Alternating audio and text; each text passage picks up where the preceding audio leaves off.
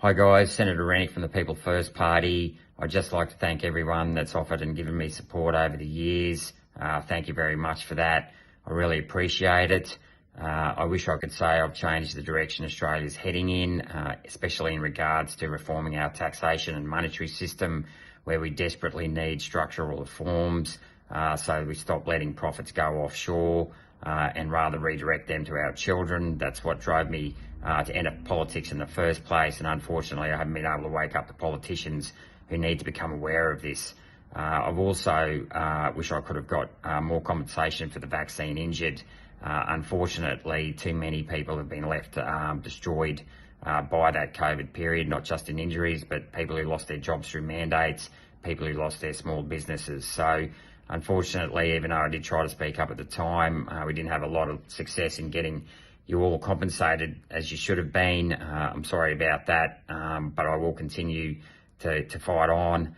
I also, tried to raise issues around, climate change in particular, but also recently around the war on terror, which I believe the government uses to instill fear in people and as to create a distraction, I guess, against dealing with the fundamental issues of cost of living. Governments, in my view, and the establishment would rather divide the people rather than serve them, and we need to continue to keep calling that out. If there's one thing I've learnt in the last 6 years is politics is nothing more than a numbers game.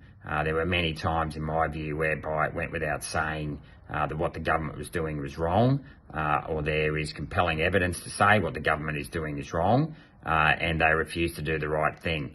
And if we want to make changes in this day and age, we just have to get more numbers into Parliament so we can affect change. And that's why I am excited about continuing People First.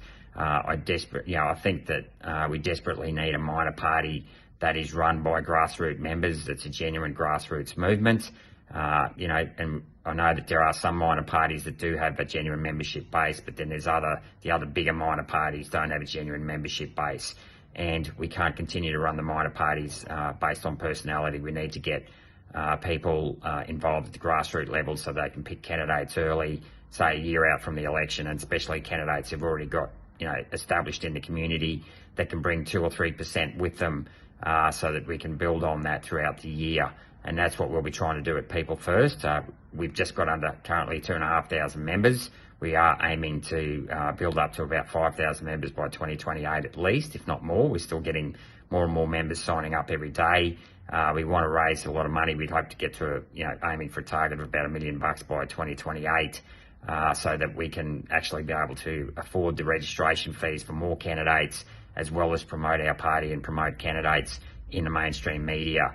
And the beauty of having more membership is that you can also do lots of things like letterbox dropping, set up stands at the local shows so that people, as they walk through pavilions, that can see us.